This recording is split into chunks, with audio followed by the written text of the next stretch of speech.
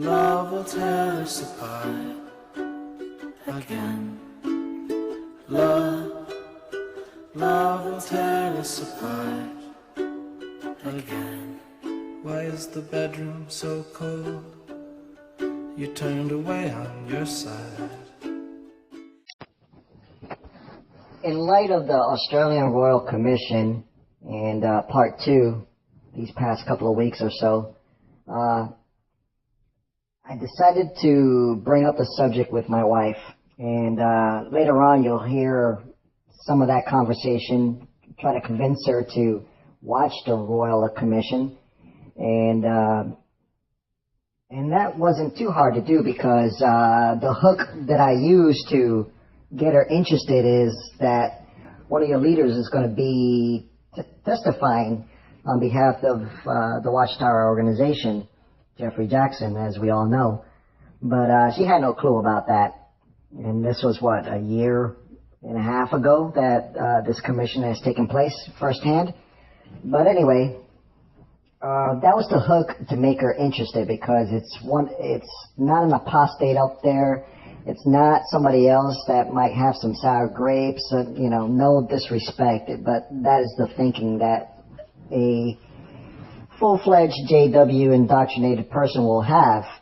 No, this was one of their own, one of their top leaders, part of the governing body. So that was the hook to get her to watch the trial. And I went straight to Jeffrey Jackson's testimony. When she agreed to watch it, I brought it up on the TV, and we both started watching it together. And this is how deep the cognitive dissonance is in my wife. She thought Jeffrey Jackson did a good job defending the faith. That is what she got out of it.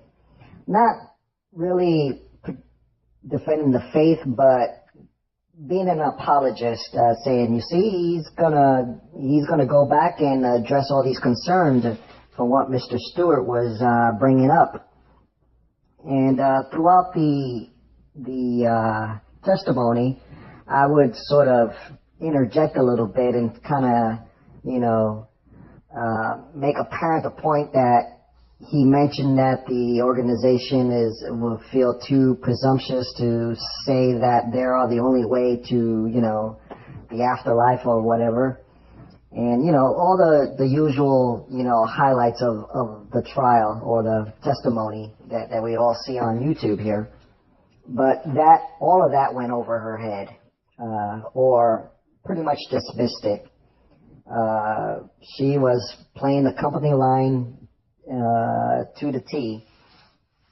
And we actually got into a couple of arguments throughout the trial there, because then she started accusing me of just, looking at the bad part of the JWs and everything, that sort of thing. And I was telling her that I've been watching a lot of YouTube channels of, these disfellowship people. I'm not going to outside sources as far as, an outsider giving his opinion about the situation, but these are actually, people that was baptized and kicked out because of the smallest infractions, not that they were possessed by the devil and they started spewing out lies against the JWs and, the usual MO. And she was accusing me of just watching that stuff. If I wanted to know anything about the society, I should go to her or go to the Kingdom Hall. And I'm like, no, I don't do that. And after all these years of being married, I don't go shopping in one area without, reading the reviews about it. I'm not going to take a one-sided argument and go with it. I'm going to see deep down inside what the, underbelly of the beast is to find out what's going on. She didn't have an answer for that. She didn't have an answer for a lot of things. If anything, it was a classic diversion of the conversation. She would just, quickly divert the conversation to something else. There was a couple of times where she outright insulted me in other, areas, personal to us. bringing up, old, wounds and stuff like that. She's quick to attack in that capacity there, but I didn't let it get to me. I just kept on point, because when somebody counter argues with you with an insult or bringing up something, a diversion tactic or whatever, you won that argument and your job is pretty much done. So a lot of things came out. I couldn't really record it because we were in the heat of battle, if you will. It didn't go too far. I mean, yeah, we both went to bed pretty pissed off, but the next day was all fine. Like nothing ever happened really. So she really didn't want to get into that. But I did drop the United Nations bomb on her that same night too, because she started volleying back towards me with, all these other counterpoints, and then the insults came out, and I just, threw the H-bomb on her about the UN and society's involvement with the UN. And of course, she said, when did this happen, and where'd you get this information? And I told her on the internet, on the United Nations website, and I could produce documents if she wanted them. Since then, I did produce a copy, and I have it on me at all times in case this argument ever comes up again. And if I bring up the subject, I'll have proof right then and there in writing. But when I told her, the look on her face was really different, something I haven't seen before. Not like that. I did tell her quite a bit of details that, yes, there were, at first I was like, didn't you say your organization is neutral and it will not take part of, man's evil, whatever, society or be part of the world? And that the UN was considered the harlot of Babylon or something like that? Well, guess what? The Watchtower organization was an NGO participant of the UN for 10 years, from 1991 to 2001. And I have proof to produce if you like. And, that took her aback for a little bit. I think these days she's really not delved into that, and maybe it's not taken hold yet because she is heavily indoctrinated. So I think with all these diversion tactics that she sort of threw my way, perhaps she's doing, her internal sort of diversion, damage control, processes to not think about the UN issue and all these other issues, the two-witness rule and all that other thing. I think that Jeffrey Jackson's testimony really didn't do much as far as, setting off that seed or that light in her.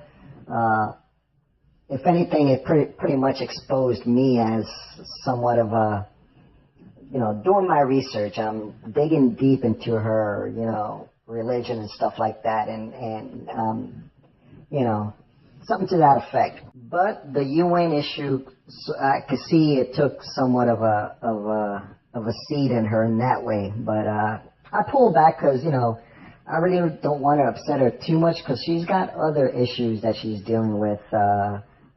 That it includes her mom and stuff, and she needs therapy for that. So I can't really start dropping the bombs right off the bat like that. I have to, be gentle with it, because I don't want her to tip over or to go off the deep end. I mean, I don't know what will trigger that sort of, I want to help her. I don't want to hurt her. That's the bottom line.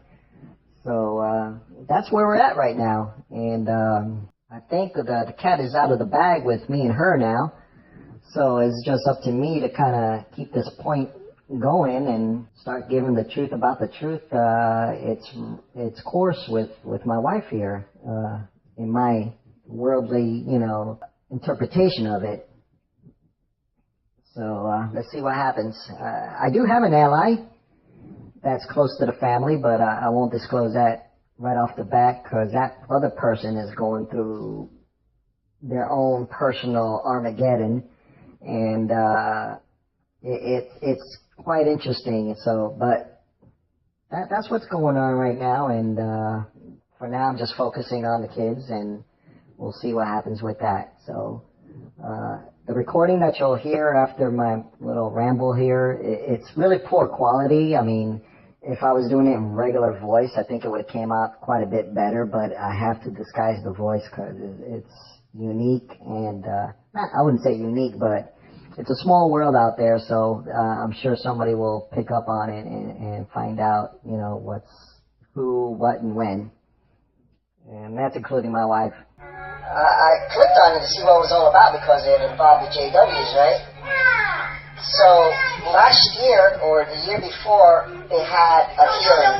They were investigating Catholics, other religious groups, and the JWs. So I kind of focused in on the JW part. And they were talking about all sorts of issues, this fellowshipping and all that stuff.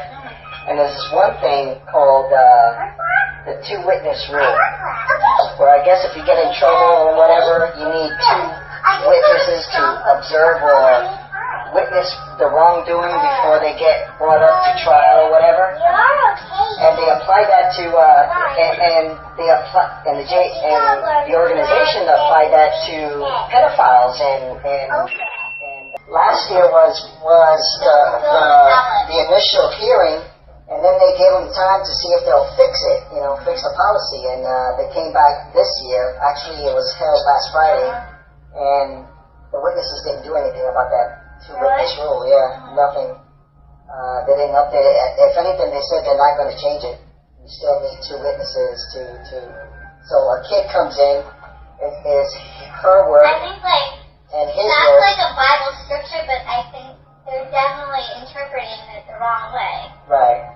Because that's like an old Bible law. And of course, Well, yeah, this didn't have two witnesses, but not like in that case. In that case, In that case, you just like freak out and you leave your child. right. Well, for those elders to take, you know, to use that either to go forward with it or not, you know, and that's the concern I had when I read that. I was like, what the hell is up with this? Yeah, because that's done in secret. How would there be two witnesses? Exactly, and not only that, not the prosecutor, but the lawyer guy, he Does that mean like another child comes forward and goes, or another adult, and if there was another adult, that other adult should step in and pounce on the guy who's abusing it. Yeah. So I seen a little bit of footage there where the lawyer guy was asking Jeffrey Jackson's, the head guy, saying, well, in this passage in the Bible, I guess there's a passage in the Bible about this particular case where there was this lady that got raped in the fields, and there was no one around, and so in that case, it was just her and the dude. But in the Bible, there was another passage later on saying, you know, in that case, the man should be put to death or punished, you know? Yeah. And he gave, you know, the verses and the chapters and all that stuff, and told it to the head guy. That's not ours. He didn't take that into account, where that supersedes the two-witness rule thing, because then they both contradicts. And now this is like a year or two later from that meeting that they had, and they still didn't. They didn't. The thing about the two witnesses, that's more just like, you know, if there's more than one person saying it, then that's true.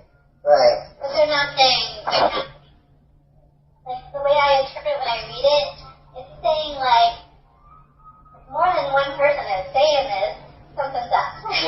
Yeah.